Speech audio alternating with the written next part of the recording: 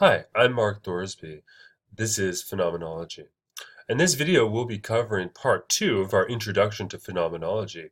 In the last video, we took a look at sort of what phenomenology is in general, philosophically. We looked at some of the different ways in which phenomenology is constituted within philosophy. And that we sort of also specified some of the primary things we're going to be looking at in this series of videos. What I want to do today is I want to introduce you to the work of Edmund Husserl. And then after sort of talking a little bit about Husserl and his biography, we'll talk briefly about his essay "Philosophy is Rigorous Science." I chose this essay to take a look at in the introductory portion of this course because, on the one hand, it will familiarize you with some of the core debates and ideas that Edmund Husserl wants to discuss. In our course, we were only looking at the first part of his essay in his critique on naturalism. And we're going to be using that as a sort of launching off point for the next couple videos, where we look at Husserl and his ideas pertaining to a pure phenomenology and to a phenomenological philosophy. But this first essay is good because many of you who are watching this video and taking the course maybe are not familiar with philosophy and all the different ways. And so I think it's helpful and healthy to begin by asking ourselves, well, what exactly is philosophy and what can we hope to get out of philosophy? And that's sort of the grounding point that Husserl begins. Clearly, he's going to argue that philosophy should become a rigorous science, and he thinks that phenomenology is the way to do that. So that's sort of what we're going to be taking a look at in this video. So let's go ahead and let me jump over here. Whoops. Okay. Let's see here. Okay, there we go. Edmund Husserl. So I put a photo of him here. He's a handsome man. Um, he was born in 1859 and he died in 1938. He is pretty much the unabashed founder of phenomenological philosophy. Though we should say, and we did remark in the previous part to this video, that Husserl is not the first person to um, um, do phenomenology, but he's the first person to articulate the method of what he's doing. And we're also going to see that phenomenology and Husserl is sort of branches in two different directions. On the one hand, without doubt, phenomenology refers to a specific methodology. In terms of doing philosophy, there's different types of philosophy. There's different ways of doing philosophy. Phenomenology is a specific method of philosophy, and it will consist primarily in the description of our states of experience, and then the description for the necessary features that are implicit within those experiences. There's more to the methodology, and we're going to get to that here when we in our next couple videos on ideas pertaining to a pure phenomenology. So look forward to those. Now, he was actually Jewish, and this actually became problematic for Husserl during World War II, but he actually converted to Protestantism. In his early years, he studied astronomy from 1876 to 1878. And he was mentored by a number of philosophers. He was mentored, I'm sorry, by Thomas Masaryk, who was a student of Franz Brentano. Franz Brentano will become a very important philosopher for Husserl. Um, but before and eventually Husserl studied with Brentano between 1884 and 1886. Now, Husserl was first and foremost by trade a mathematician. And it's interesting, most people probably wouldn't guess it, but there's a strong connection between mathematics and philosophy. In fact, many philosophers go on to get mathematics degrees, and many mathematicians go on to get philosophy degrees, or at least they begin writing across fields. For instance, a famous example of this is Karl Marx, who, towards the last 10 years of his life, actually studied mathematics, not really making any important mathematical contributions, but there's a strong linkage. Husserl begins as a mathematician with a PhD in mathematics in 1883. And we're going to talk here about what he's interested in mathematics. He actually became very, very famous for his critique of naturalism, and that's a lot of what this essay, "Philosophy is a Rigorous Science," is ultimately about. Um, but he studied with Franz Brentano, who developed a form of descriptive psychology, and was a psychologist essentially. And we'll see that Husserl is not a psychologist, but he recognizes that Brentano is able to articulate a method of description that could be used in philosophy, and could be quite advantageous. And of course, that's what the whole course is about, at least when we're reading Ideas 1. Um, it, Husserl's first big book is actually The Logical Investigations. Here's the first volume of it here. It's a really, really, actually, I mean, it's a great read. It's funny. In preparing for this, I've been rereading it, and it's excellent. So I encourage you to check this out. This book has a fantastic criticism of what naturalism is. And so if you're interested in what we're talking about in this video with philosophy as a rigorous science, I highly encourage you to check out that book. There's multiple volumes. I think there's 3 volumes to it. The first volume is the one that I would encourage you to really sort of probably stick with. It was published between 1900 and 1901. So really almost the year that Nietzsche dies in 1901, essentially. Um, but in the logical investigations, and I'm going to mention this here in the next slide here, what the real goal of Husserl's is. But ultimately, it is to find a firm foundation for the certainty of mathematical truths. So the entry point into philosophy and the entry point into phenomenology is actually mathematics. And that's actually quite interesting. I encourage you to think about that as we're exploring phenomenological philosophy. Think about what is happening in your experience such that we're able to have, like when you're doing mathematics, right? What's happening in experience? Because you're only, as it were, using your mind, right? And so it raises some real big fundamental questions, ultimately about whether or not mathematics and the world are related and how. And this is sort of where Husserl is. And Husserl's critique on naturalism, and I'll explain what naturalism was in a moment, was very well received. It made him famous, essentially. But his subsequent books, his subsequent volumes of the logical investigations, were not so well received. And in fact, there is an argument about whether or not he falls into a form of psychologism. And we'll talk about that here in a moment. Um, in 1913, Husserl develops Ideas Pertaining to a Pure Phenomenology, to a Phenomenological Philosophy, first book. There's subsequent volumes that are published.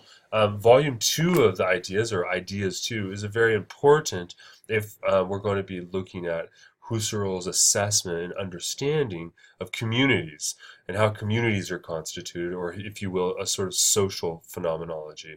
We're not going to be looking at that in this course, though I will be making reference to it occasionally. He became full professor at the University of Freiburg in Germany in 1916, and he would stay there until his retirement in 1928. The next major philosopher we'll be looking at in the course is Martin Heidegger.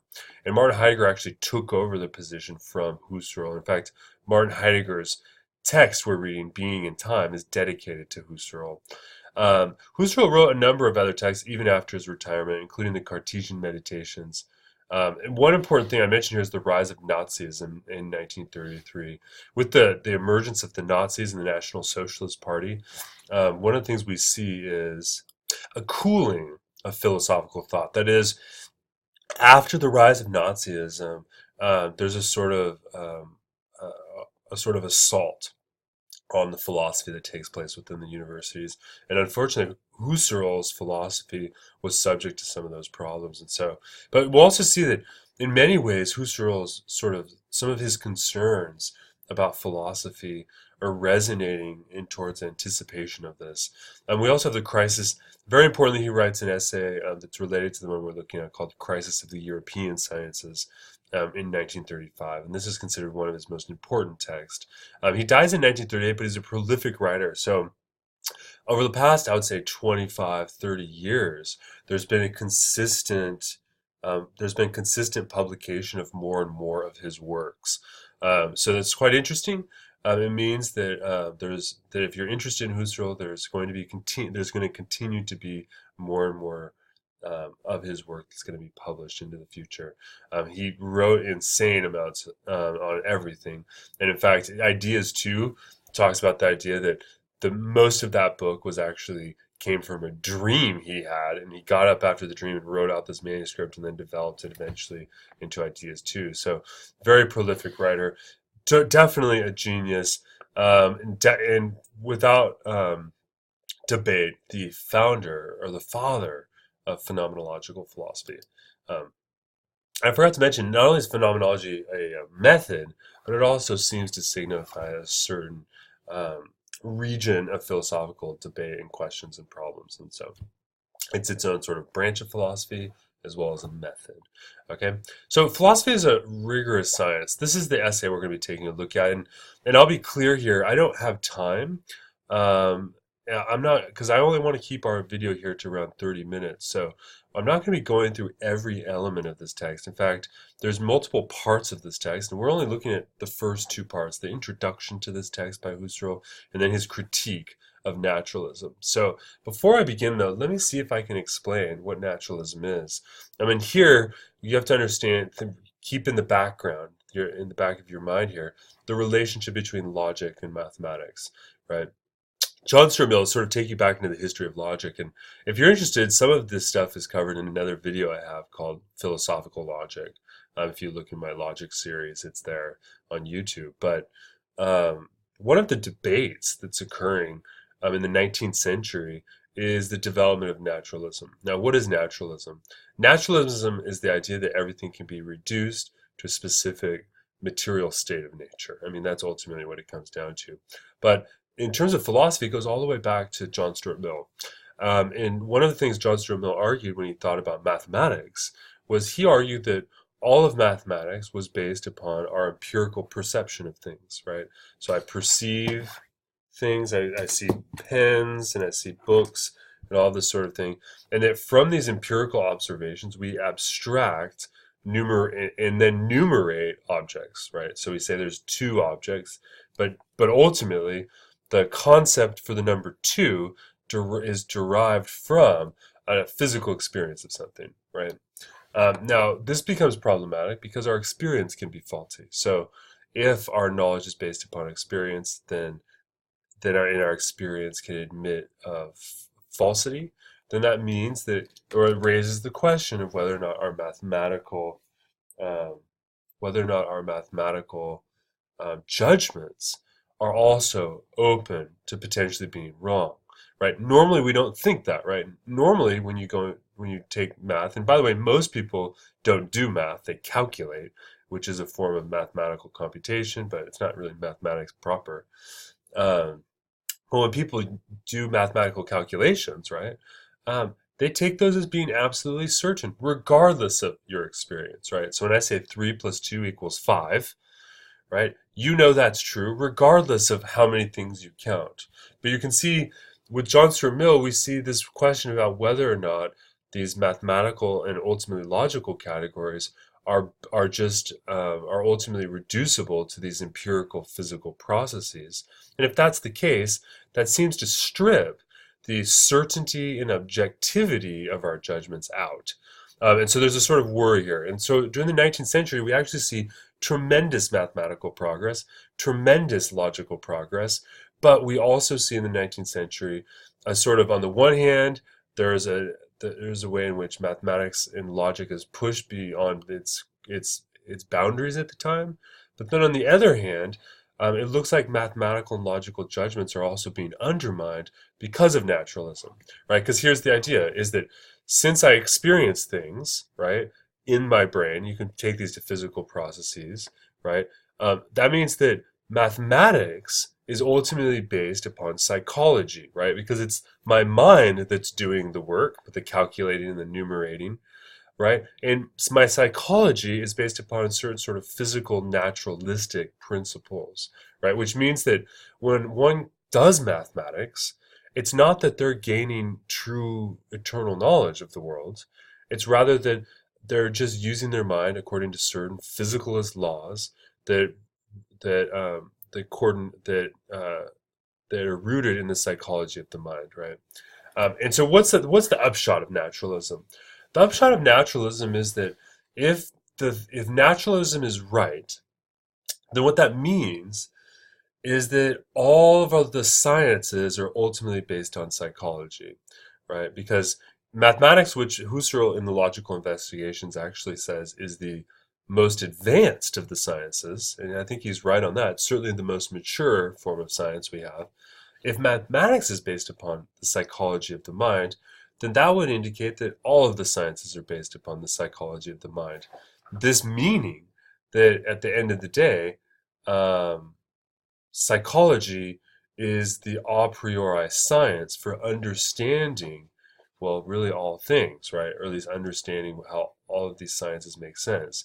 But you can see that mathematicians and logicians, there was a certain group of mathematicians and logicians, I should say, who were very nervous about this and didn't like this postulation whatsoever. Notably, the great Frege, a great logician Frege, Gottlob Frege, he also argued similar positions, though he was highly critical of Husserl's text. And actually, he part of the attack on psychologism that that gets thrown at Husserl comes from Frege. Now, what is psychologism? Psychologism is simply this view that at the end of the day, all of these judgments we make are reducible to psychological properties of the mind, right? And Husserl wants to attack that. Why? Well, in the wide framework, there's a lot of different reasons, contributing factors that we'll see, and he talks about them in this essay. But if the big upshot is that this psychologism is true, then that would mean that um, that mathematics is not a science that reveals something about the world, right? It's usually the case that we say that when we understand something about let me put it this way: you've probably heard people say that if we ever meet aliens, the common language we'll have is mathematics, right? Because we won't have obviously the same. They won't speak English if we discover intelligent forms of life. But our communication could be through mathematics. Why? Because it's presumed that mathematics is universal. Well, if psychologism is true, this position can no longer be held, or at least it can't be held with certainty. Because why? Well, the psychology of another alien race might be far different than ours. And if that's the case, then this really unsettles a lot of the certainty we think our mathematical and logical judgments have.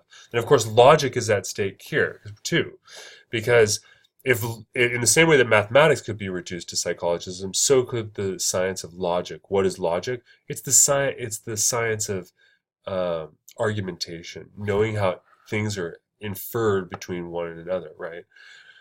So, because think about it, all of the sciences operate by making logical arguments. If logical arguments themselves are just reducible to these natural properties, then this significantly delimits um, what we can do in logic. Because one of the things that Husserl is going to argue is that our logical arguments are not just descriptions of psychological states, but they also have a normative property. What do I mean by normative? Normative refers to the idea of the way things should be, right? So when I make a logical argument, right, if that argument is logical and valid, it's not just that I'm saying that this is one way of thinking, but I'm saying this is how one should think. And this is how one should think into the future. Consider the fact that a valid argument, one like all men are mortal, Socrates is a man, therefore Socrates is mortal. The idea there is that the logical structure has within it a normative property that extends beyond the argument itself. And that's why, for instance, you can know that a logical argument is logical now as well as in 1,000 years from now, right? But that's because ultimately there's this sort of normative claim that seems to be included in our logical propositions and in our arguments. And so Husserl wants to defend all of that. Because if it's not true, then that means what is logical and reasonable today may not be logical and reasonable tomorrow. Or if it is, we don't know why. And so sometimes people interpret Husserl, as well as Frege, as trying to, in some way, defend defend and articulate the transcendental basis upon which mathematics and the logical sciences persist. And of course, subsequently, all of the other sciences, chemistry, physics, etc. So there's this sort of interesting debate. And we're going to see Husserl here is talking about this. He's also challenging our conception of what we think philosophy can be. And he, of course, wants to argue it can be a rigorous science, not just simply sort of argumentative speculation. So let's sort of take a look at the critique of naturalism. And again, I'm going to sort of go through these somewhat quickly. So there's a lot more to say here, and there's certainly a lot more that Husserl offers in the text. So philosophy, he says, has claimed to be rigorous science from the very beginning, right? So philosophers always claimed that they're a science. He says, but it doesn't look like it's lived up to this claim, right? It doesn't seem to be a rigorous science. And here, he's giving us this comparison. Think here about the scientific revolution, and think about what physics looked like before Galileo, right, or before Newton. And there we can get a sense of what we mean by rigor.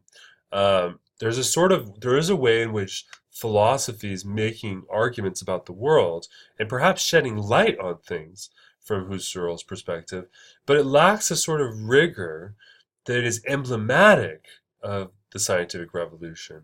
And he's hoping and thinking this is what's needed here. Philosophy could perhaps be this. Whoops, sorry, there's a little error there, right? But in order to become a rigorous science, philosophy first needs critical reflection. That is, we need to think about what it means to be doing philosophy.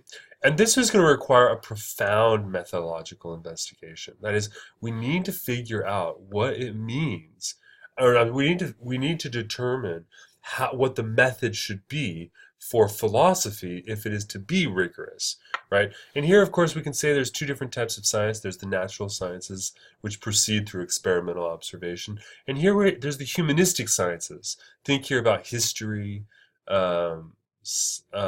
History is the sort of best example I can think of. And so here, the object of the science isn't nature, but the object is something that's about the human. It's about us. Now, what is the relationship of philosophy to the sciences? Well, here's where Husserl asks, well, what's the vocation of philosophy, right? That is, why does philosophy exist?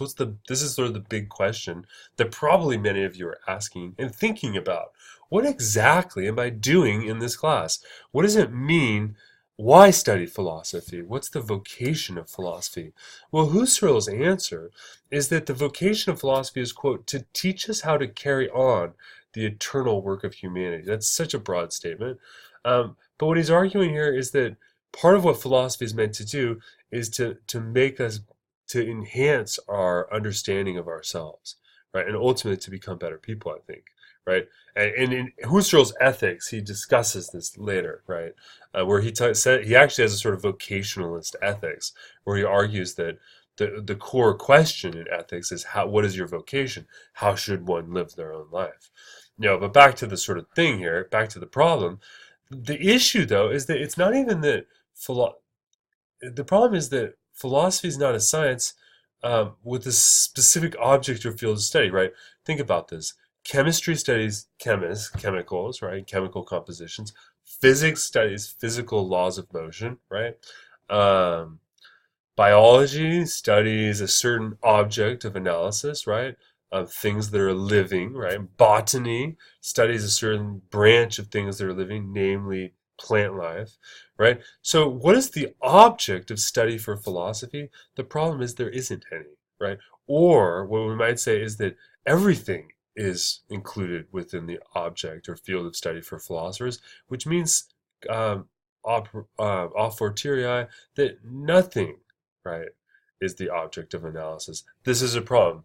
He says philosophy is a self-activity which aims to clarify the relations, the grounds, and the consequences of rational insights. So you can see he has a very, very broad sense in this essay here about what philosophy is. Now, notice that some of the sciences are incomplete. He doesn't give this example, but I was thinking about the standard model in physics. If you're not familiar with it, check it out. But there's a sort of what we call the standard model in physics, but the problem is the standard model is incomplete. The standard model doesn't quite work with all of our experimental information. And so science is working vigorously, physicists are, right, to update and complete this project. But philosophy is not an incomplete science, Husserl says. Husserl argues that it hasn't even started, right? Philosophy is yet to begin. because ultimately it lacks the method necessary. That's going to be, at the end of the day, what he thinks is the issue. Now, we're going to see most of this essay. We're not going to come to the positive parts of this essay. We're just going to be looking at the critique of naturalism. So he says, but, philosophy as a science could be different things. On the one hand, when we talk about philosophy being a science, maybe what we're talking about is, those genius philosophers who come up with an entire system of philosophy. Think about Plato or Hegel or Kant or someone like this, right? One of these philosophers who comes up with a framework by which to really evaluate all of these philosophical judgments that we seem to be concerned with, and all of these philosophical problems, right? But the difficulty there is, if you know the philosophy of history, you know that one philosophical system gets made, and then the next philosopher in the next generation comes along and basically repudiates that system, and then creates a new system. Again, it gets repudiated with the new system, and we see a gradual development of system building or something like this.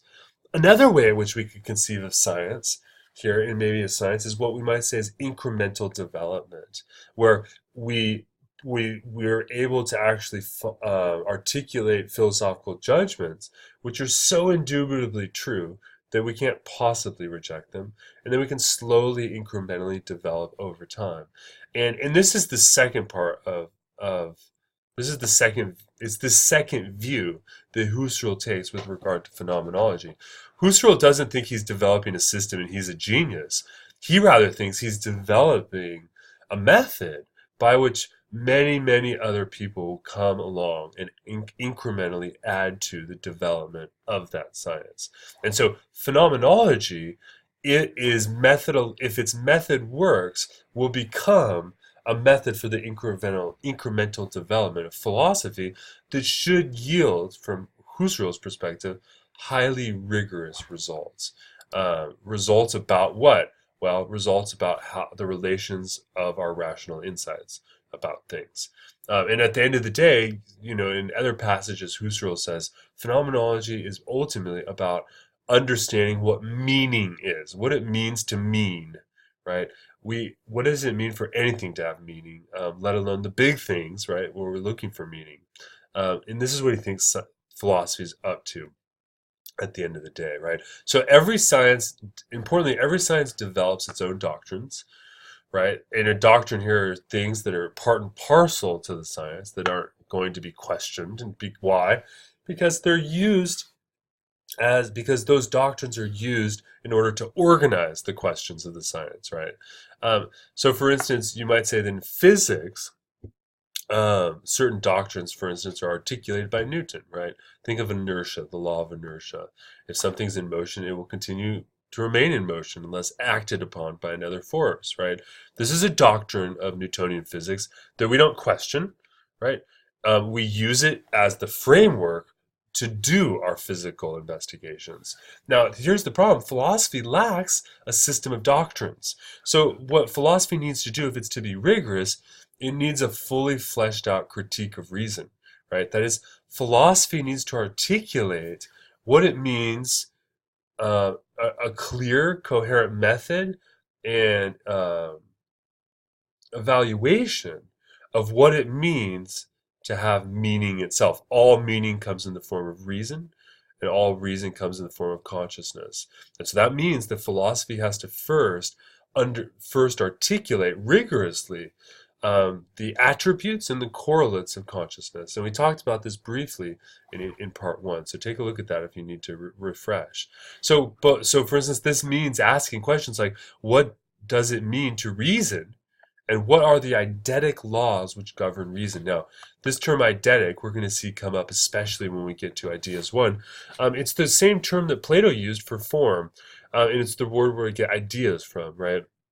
And he's going to have a specific conception of a specific detailed conception of eidetic laws here when we get to Ideas 1. But eidetic essentially means the essential laws that govern our conceptions, right? So we might sort of put it that way in a broad framework. When we get to Husserl's specific exposition of that, we'll take a look at it. Now, it considers and I sort of already mentioned this, all forms of reason occur as objects in consciousness, right? So when I make an argument that makes sense to you on the video, The only reason it does that is because you're reasoning, and your reasoning means, and you can only reason because you're conscious. So that means that a critique of reason requires an elucidation of consciousness and then its correlating structures. Phenomenology seeks to provide that grounding by uncovering the correlates within consciousness. Now, but here's the problem: is that sounds a lot like psychology. What exactly is the difference between psychology and phenomenology? The answer is naturalism. Naturalism here, this coming from the Internet Encyclopedia of Philosophy, is the thesis that everything belongs to the world of nature and can be studied by the methods appropriate to studying that world. That is, the methods of the hard sciences. So naturalism is the view that ultimately you can understand logic simply by understanding the naturalistic laws, which govern the development of consciousness and all of this. This is the province of psychology. But we'll see that for Husserl, this is not phenomenology, and this is certainly not philosophy. What's the big problem? Well, the big problem is that the naturalist begins by seeing everything as nature, right? Everything is primarily seen as physical nature. And you'll see here is that the philosopher, because in my experience, the question is, the psychologist brings to the equation a, a set of assumptions that the philosopher doesn't. And this becomes problematic, namely that everything is natural, because the philosopher doesn't even yet know what it means for something to be natural, whereas the psychologist presumes it as one of their doctrines. So, and you can see it's not that and of course he's against naturalism as a thesis, but he's not against psychology. It's very important. He says, even in this essay, psychology and philosophy come very close together and have a very intimate relationship, if you will. So the natural scientist, the psychologist, seeks to naturalize consciousness, and I don't know why that thing's up there. I don't know how to make that go away. There we go. The natural scientist and the psychologist seeks to naturalize consciousness as a feature of the natural physical determinist laws, and to see consciousness as simply that sort of feature. So at the end of the day, the psychologist always begins, Husserl indicates, with a sort of reductionism. So, for instance, consider how exactly does the natural scientist work? Well, one, they bring the presupposition that nature is a unity of spatio-temporal being. That is, the idea that nature's really out here, right? It has space and it's in time, right? And it's real. And then what does the natural scientist do? After making that presupposition about nature, well, they observe and they collect the data, right, from their observations of this nature, and then it's rigorously used, this data is, to identify distinct laws and regularities and so forth of nature. This is all done through inductive procedures of experience. Now, laws of nature are generalized forms of description that can account for the data. So what is a natural law, or a law? I shouldn't say natural law, not to confuse it with the specific category of things in philosophy, problems in philosophy. But laws of nature, essentially, when we take these descriptions the natural scientist gets from these empirical data, and we generalize them into principles. And these principles are so part and parcel to our observation that they can never, in principle, be rejected, and certainly not experienced, right? So the question is, will this work for consciousness? Because remember, the key for philosophy is to understand what is the meaning process itself. But you can see, since my experience of nature is an experience, right? And my experience comes in the form of consciousness, the philosopher can't begin with the assumption that there's anything such as nature. The philosopher can only begin by realizing that what they're experiencing is subjectively constituted, right? It's within their own head, as it were, right? You're experiencing the world inside you, right? Never outside. And because of that, I can never know if my assumptions about nature, right, are verified in nature itself. So you can see here that the natural scientist can't begin to articulate consciousness in this way unless it begins with an already half-baked claim that consciousness is spatio-temporal being, that is, i.e., nature, right? So what is consciousness? Well, here's some things, right? Consciousness is the medium by which the scientist does natural science, right? Um, the natural scientist is actually aware and conscious of what they're doing, right? And I should be clear here that under some of Husserl and some conceptions of science, science is something that exists socially, not necessarily something that exists in consciousness. But we might even say so. There's one way of thinking about science as one does science, right? The consciousness that's present then. There's also another thing to think about science as a body and collection of work that gets expanded and developed over time. But we can say that whether or not science is, however science is developed, to know any sort of scientific claim is always to engage in consciousness through this medium of consciousness. So consider what Husserl calls the exemplary index of ideality, that is formal logic, right? So think here about formal logic. Now, if you haven't taken formal logic, check out my YouTube videos or take a logic course. And one of the things you'll see is that formal logic essentially assesses the forms of patterns that we have in our reasoning, right? And they're patterns that seem to be whose logical rigor seems to be independent of the content that they tend to represent, right? So when I say all men are mortal, Socrates is a man, therefore Socrates is mortal, right? That argument makes sense, but it has a distinct form to it, right? Where it'd be like all M are T, all S are M, therefore all S are T, right? It has a formal structure. And guess what?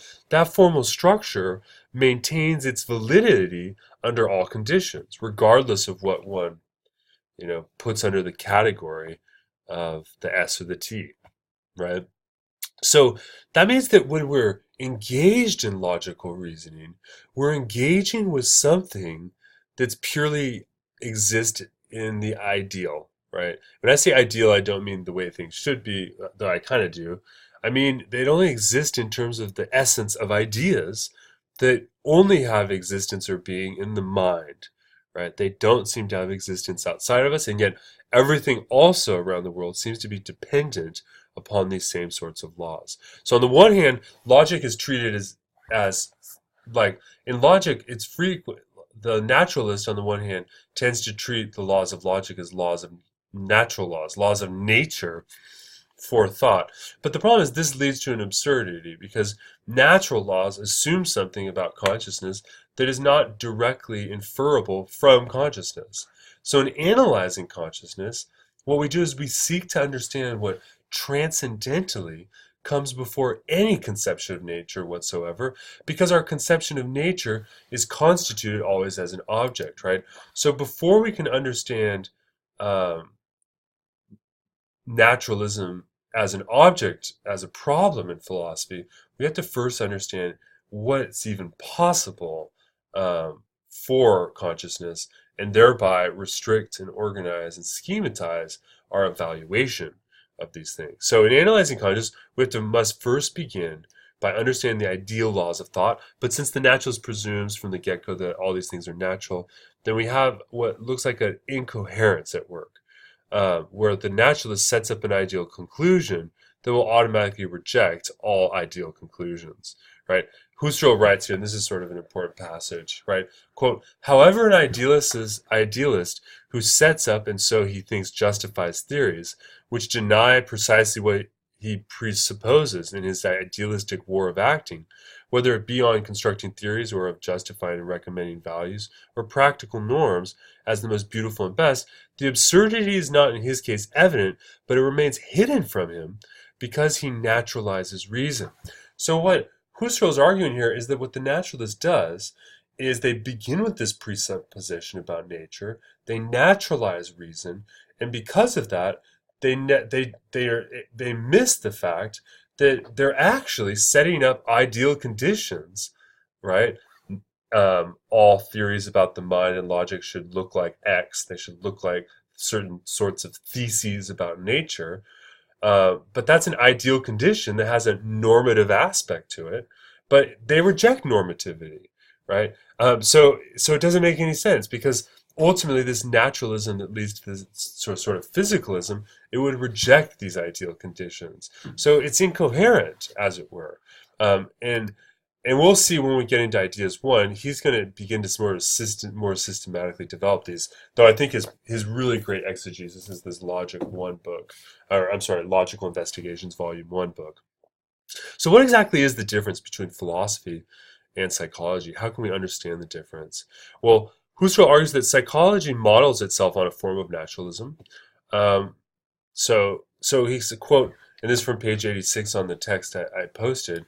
Even where psychology, the empirical science, concerns itself with determination of bare events of consciousness, those events are thought of, nevertheless, as belonging to nature, that is, as belonging to human or brute consciousness, that for their part must have an unquestioned and co-apprehended connection with the human brute organism. To eliminate the relation to nature would derive the psychical of its character as an objectively and temporally determinable fact of nature. So his argument here is that the psychologist has has strong motivation to maintain this sort of naturalism because it maintains a character of objectivity. Um, but the problem is it's incoherent because it basically begs the question, and begging the question is a formal, no, I'm sorry, it's an informal fallacy in which your premises lead to other premises or conclusions that require the premises in a circular sort of fashion, right? That is, in the case of the naturalist psychologist, right, their assumptions about nature lead to what looks like inconsistencies in in terms of how they want to also maintain a normative framework for what the psychology uncovers. Now, phenomenology, by contrast, Husserl argues, operates really quite differently, right? So, number one is in phenomenology, we'll analyze the experience in consciousness without presupposition whatsoever. So we begin from an entirely blank slate. And he thinks this is going to help us uncover the naturalist tendencies and problems that come with this. But Husserl also thinks that this allows us a tremendous flexibility and ultimately precision in understanding the correlates of meaning themselves, right? What is a correlate? That is, we have all these different ideas, and in order for ideas to make sense, they're correlated with other ideas. And they're correlated with different features and structures in consciousness. So he thinks that what we do in phenomenology is that through its sort of rigorous description of phenomenological experience that actually sort of ignores the existence of something and just looks at the features of consciousness, right? Not whether or not your consciousness, is mapping to the world or not. He thinks that what we do once we're doing this method is that we start to tease out the necessary relations of the experiences that are part and parcel to these descriptions. So he thinks phenomenology avoids what I think we can call a fallacy of naturalism, because naturalism assumes something unscientifically. It's fine for the natural scientists to assume it, but we have to remember that's because they have a more restricted object of study. Because philosophy doesn't have an object of study, Husserl is essentially proposing one, that consciousness be that object of study, but consciousness from as first philosophy, consciousness understood without presupposition. So therefore, it's not psychology, though it will certainly have important similar results. So this is sort of just an introduction to some of the problems with naturalism. You're going to see in the subsequent videos here, Husserl develops an even more rigorous evaluation of naturalism, and ultimately he's going to and establish the method and really articulate the primary theses of phenomenology. And this is the book we'll be looking at. Again, the ideas one. So thank you very much for watching part 2 of an introduction to phenomenology. I hope you found this interesting. I imagine that some of you, and I've already even seen it on the comments from last week's video, are also finding these videos difficult to understand. This is why I highly encourage you to get these books and read them along with us. I'll do my best, hopefully, to continue to clarify these concepts as rigorously as I can. But I ultimately can't do as good a job as Husserl himself does. So make sure that you're watching these videos along with the reading to get the most out of them. Okay, thank you very much for watching, and I look forward to seeing you guys online.